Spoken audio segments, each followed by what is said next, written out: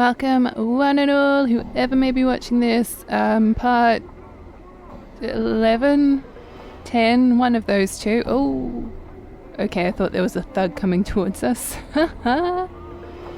What you doing, buddy? Just walking around, okay. Planescape Torment, Enhanced Edition, all that jazz. We've just gotten a new companion, which is kind of exciting. I'm assuming her name is Anna, and she's Scottish, apparently. I just want to check in with everyone to see if there's anything they have to tell me. I want to check in about our travels. Okay, so we've already asked all of that. He'll teach me to be a fighter. We've already asked him what he is, so that's sweet. Hey, what's eating you, Chief?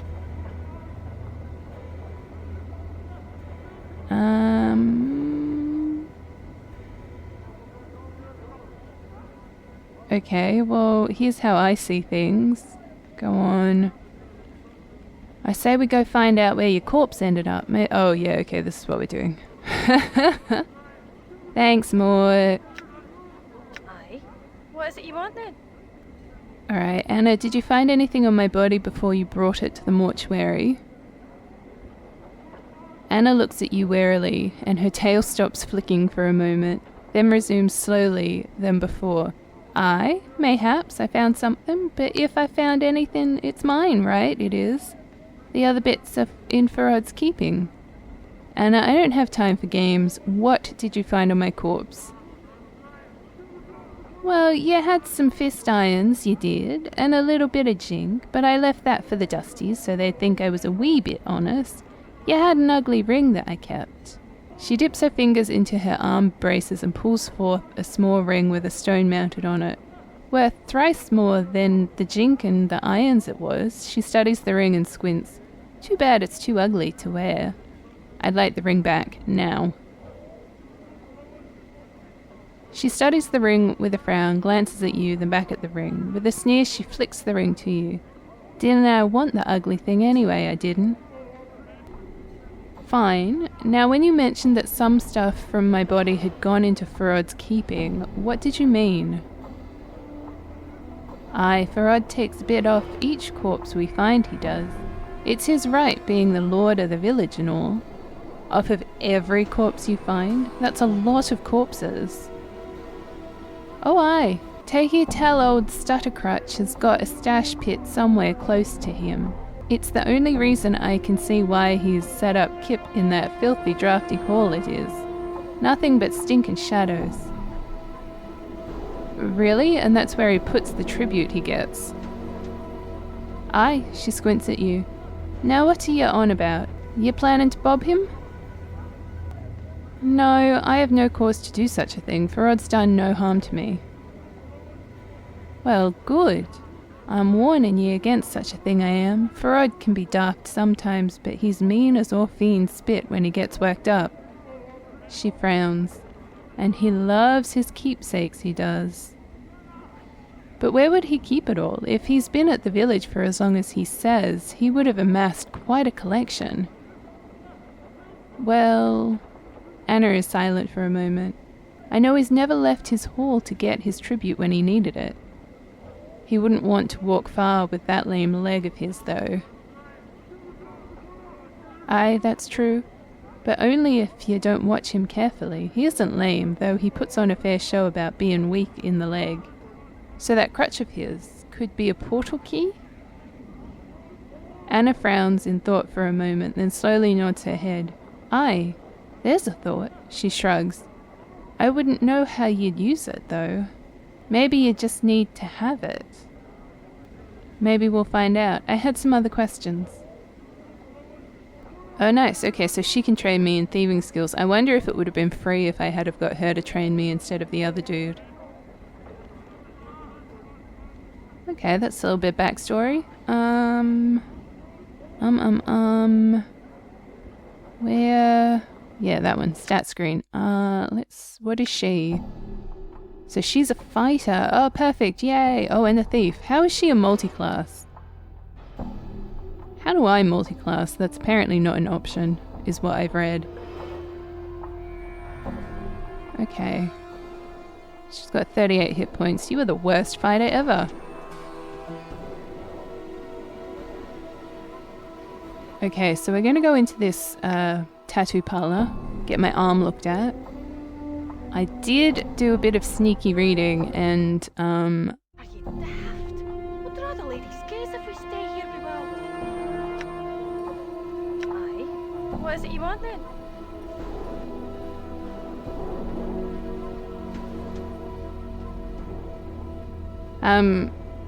So apparently this is also where intelligence and charisma comes into play, but I've got none of that, so I'm not going to think too much about it. Okay, you see a tall creature with a shock of white hair. Its skin has a greenish cast and a pair of goat horns protrudes from its forehead. It is dressed in long flowing robes. Greetings. A series of symbols materializes above the creature's head. The symbols have a slight glow about them, and they just hover there. Hist! Anna gives a warning hiss as you turn to face her. You notice she's staring wide-eyed at the creature. She makes a semicircle over her heart. What's wrong, Anna? Are you daft? Anna turns to you, and you suddenly realize she's frightened. Are you so pig-eager to dance in the lady's shadow you'll bandy words with this one? Let's give this place a laugh before we get penned in the dead book. What's the problem? It's Fel. Anna throws a fearful glance at the creature, presumably Fel. Let's be away, eh? No good'll come of being here, so it won't. Fel? In response, Fel bows.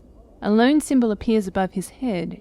It is blurry at first, then resolves into a white oval with a black lightning bolt through it.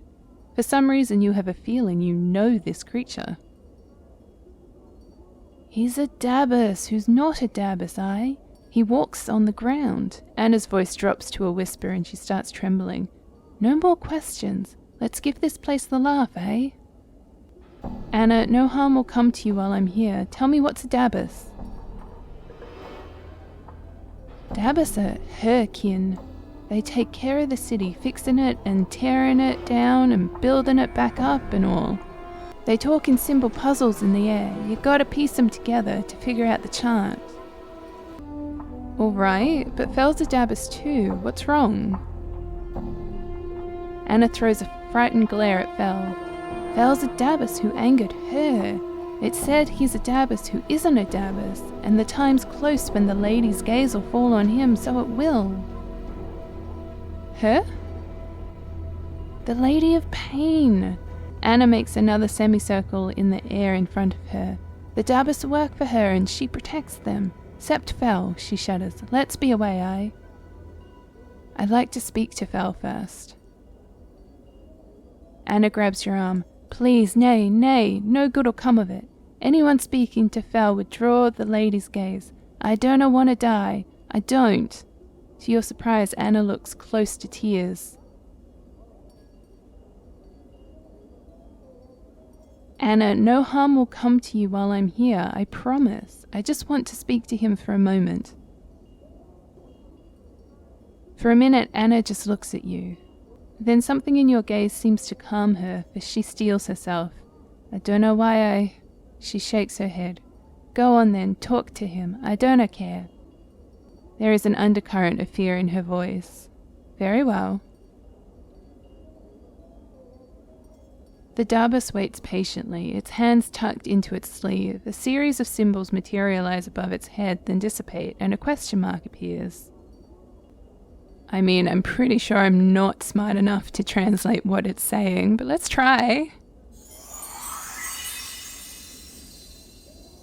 You ask the Dabus several questions, trying to get a feel for the rebuses that appear above its head. It is extremely patient throughout your discussion, giving you easy sentences to translate. After a few minutes, you start to get the hang of it.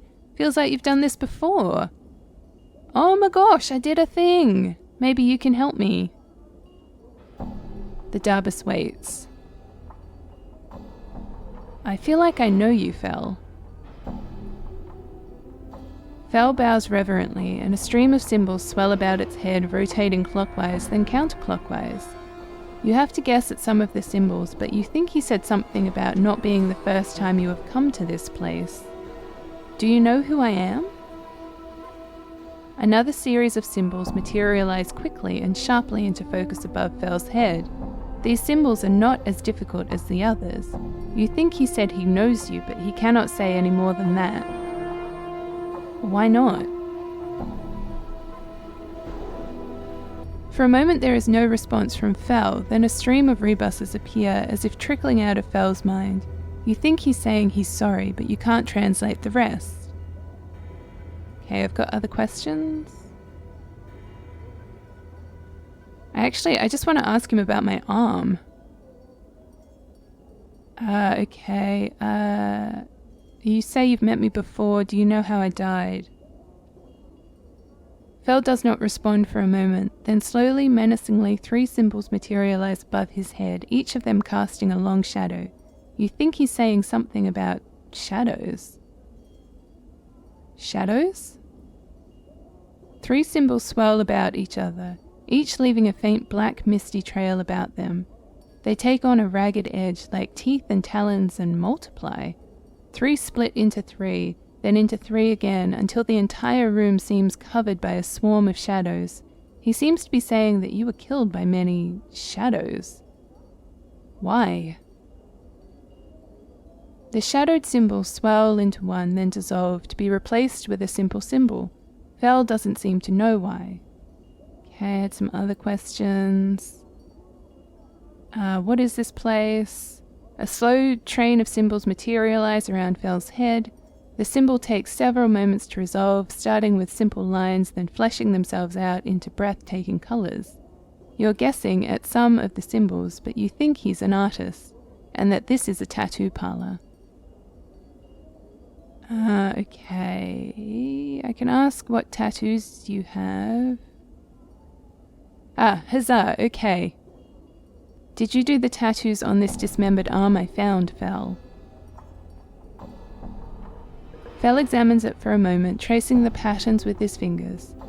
He then looks up and a series of rebuses form, hazy at first, then come sharply into focus. You think he said the arm is yours, that the tattoos speak of you, and 4 others. What 4 others? 4 strings of symbols swell above Fel's head, matching the pattern upon the dismembered arm. The symbols are hard to translate, and at the end you're not certain if you've translated them correctly. You think he said, an unloved one that loves, a one that sees, someone familiar, and the last a chained one. As you finish translating, the 4 strings seem to form themselves into links and they merge into a chain. I see. I had some other questions. Can you tell me anything about these tattoos on my body? Fel studies your body for a moment, walking around you. He mirrors each symbol as he examines it, then returns to face you. From what you can make of his floating symbols, he says the tattoos are not his. Okay. I think I've asked him all the questions. So let's see what tattoos he has.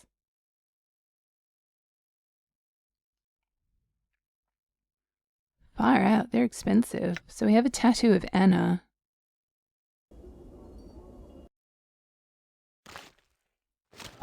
Cool. So I've now got 14 intelligence.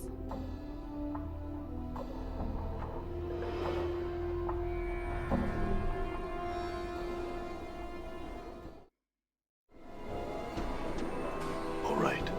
Okay, took me 20 minutes, but that's apparently how this game rolls.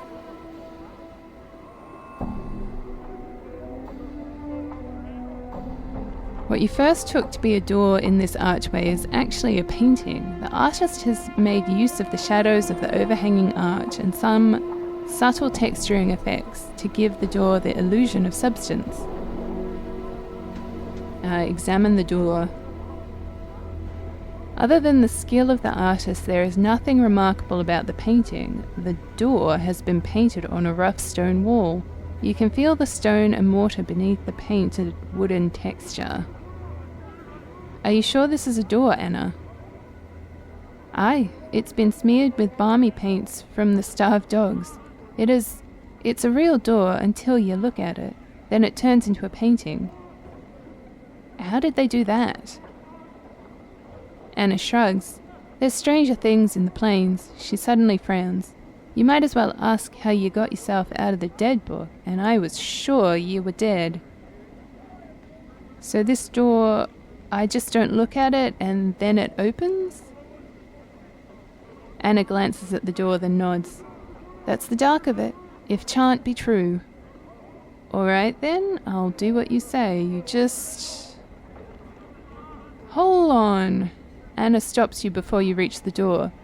This is the only path I know to reach the place I found your corpse, but it's not the safest road, Yeah, sure, you ready? I'm not here to play your minder, no matter what old Stuttercrutch says. What's beyond this door that's so dangerous? Chaos men, Anna whispers. Balmy as they come, barking wild into the day and night, ready to either paint you with colours or crack your brain box with a chamber pot. Dangerous bloods they are.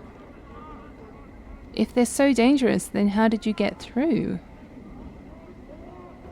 I crept in nice and quiet like. Can't paint ya or kill ya when they can't see ya. She looks you up and down with a frown. Doubt I can pull that twice with ye around. You look right clumsy, you do. Okay, so I feel like this might be a similar situation to when we went into the catacombs where we can't come back until we've done what we need to do. I don't think any of us need to be re-equipped, but just let me have a look at what's hip-hop happening. Oh wow, she's got mechanical arms. Or is that just her, Keep your mitts off it. Okay, I'm sorry. You know what? I mean, we've got plenty of health pots and jank. I was just thinking maybe we should go restock.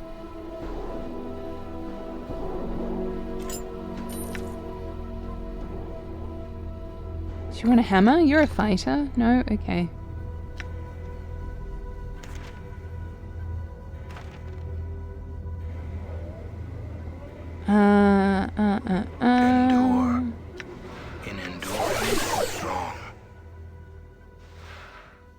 Oh nice, okay, +1 to armor class. Hey, we got a helpful thing.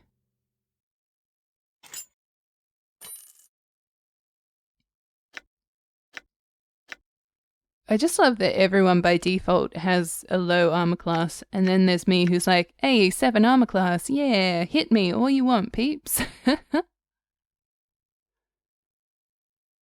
Oh, actually, maybe there's someone that we can talk to about him, and then that way I can at least dump his head. Don't know what I'm supposed to do with all these keys. Can probably sell that and the hammer. Okay. I'm gonna have a look around. Chief, what are we doing in here? Let's say we just give this place the laugh, alright?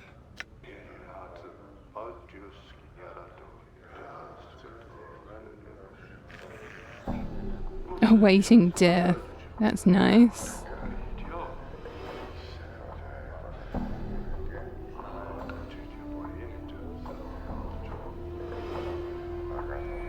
Okay, I don't want to help anyone.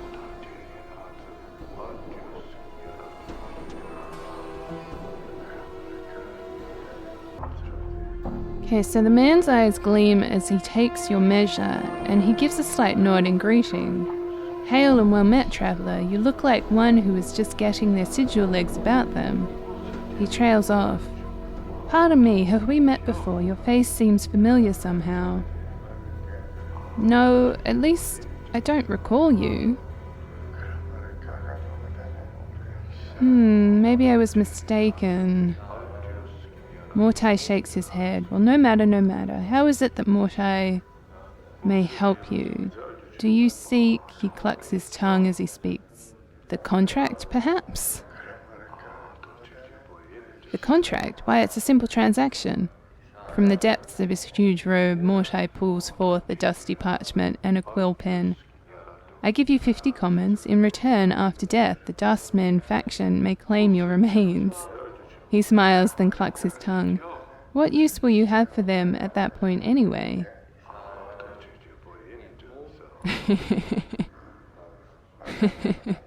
I mean, sure. Do I get 50 copper every time they find my corpse?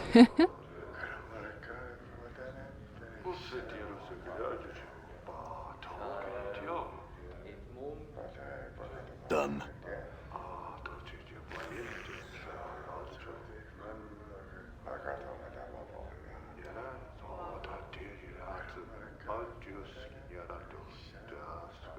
Okay. Ooh.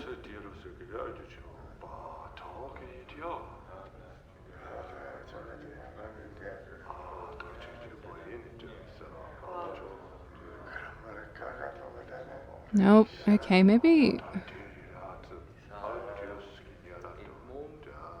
Is there anyone with a name I haven't talked to?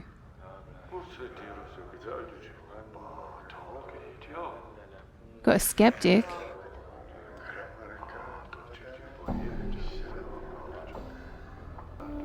As you approach, the elderly woman turns and stares at you. "La, look who's coming a callin' on Seer today. Des, dearest son." She looks you up and down, then shakes her head in disbelief. "By every power in its mother, boy, what crypt did you crawl out of?" "Well, the crypt was losing its charm, so now I'm looking around for the right place to die. Know of anywhere?" She barks a laugh that rattles your ears. "Ha! Not here, unless you want to die of boredom." "What's wrong with here?" "Teh, someone pinched your senses and your sight, boy." She waves her hand around the bar. "Look around. What do your eyes tell you?" "A dustman bar." "Very good," she chuckles dryly, though she doesn't seem to be laughing at you. At the risk of explaining myself, dustmen are the dullest breed of dullards ever to nest in Sigil, always speaking of death reverently like it's some holy union that every creature in the multiverse should strive for. Tugh! But you're a dustman. "A dustman? I suppose." Seer sniffs. "Tugh! I've seen enough sand pass through the hourglass while wearing these robes. This body's almost ready to pay the ferryman," she chuckles, but there's not much mirth in it. "Are you afraid of dying?" "Course I am, boy. Who isn't?" She frowns and glares around. "Well, except dustmen.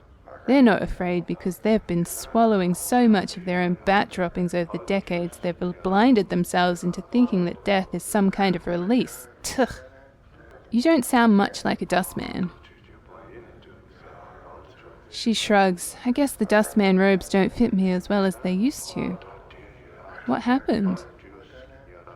She shrugs. "Life, I suppose. She frowns. "Ha! Never mind you. I won't bore you with the niggling details." "I'd like to know, actually." "Oh, would you?" She looks at you skeptically. "Tch! How old you take me for, boy?" Do I let her down gently? Let's do it. She snorts. "Oh, you're wrong. I'm really old. Now I've spent most of my long years teaching dustmen. I've seen many dustmen whelps grow within our order, taught them the ways of faction, kept the faith, preached the tenets of the faction." She frowns. "And so on and so on. No questions, no doubt. This life was merely an antechamber that led to the true death." "What happened?" "Well, a half-month back, I went sick with a fever," she sighs. "I thought it was the end. It rattled my cage." "How?" Her face becomes a stone. "There's something about having your faction members circle around your deathbed like a pack of pale-faced ghouls, nodding and agreeing that your suffering and dying is all for the best. Oh, Seer is so fortunate. She shall soon be relieved of the burden of life." "Burden of life?" that's when it struck me that there's something. A queer expression comes over her features. Addled about not appreciating your life. The dustmen keep saying that life is misery and suffering. Is it? That we should be happy to pass on into oblivion. Should we? She shakes her head. Questions, and precious few answers. It doesn't sound like you believe in the dustmen prophecy anymore. I suppose I have got a swarm of doubts all buzzing in my skull. She rubs her temples. Hard to get them all to be quiet sometimes. They need to be fed some answers, and I don't got them all worked out yet. What will you do? To be square, boy, I don't know. Sia sighs. That's the problem with doubt. I can't even trust that what I'm feeling is true, or if I'm scared of death only because my brush with the fever, or even what I should do. Is this a passing thing? I don't know. Sia, I would treat this as a test of your belief. It sounds like these feelings are only temporary. All those years of devotion to the dustmen could not have been false. The seer stares at you and then slowly nods. Maybe so, maybe so. She frowns, her face wrinkling up in concentration. I'll have to chew over it some more. You should, it's no small matter. Now, enough of me rattling on about my woes. Seer stares at your scars. You look like you shared a few handshakes with death yourself. Hasn't that changed your views somewhat? Doesn't it make you appreciate life a bit more? Well, my brushes with death are a lot closer than those of other people. I can't seem to die, at least as far as I know. Seer blinks. You're rattling my coffin. It's true. Strange are the ways of the plains, and I've seen too much to throw any tale out of the wash. She studies your face. If it's true, why does this happen? All I know is I woke up in the mortuary with no memory and covered with enough wounds to kill me 3 times over. Now don't be saying that too loud. She glances around. Most peculiar. Never heard of anything like that. Shame about the memories. Do you have any idea why this happens? Nay, not a one. Never knew anyone who death wouldn't take. Until now.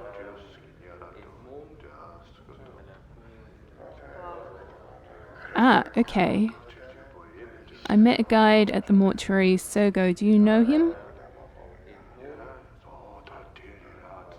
That boy used to be a regular around here. Don't know what happened to him. Could be he was shaken up after his friend died.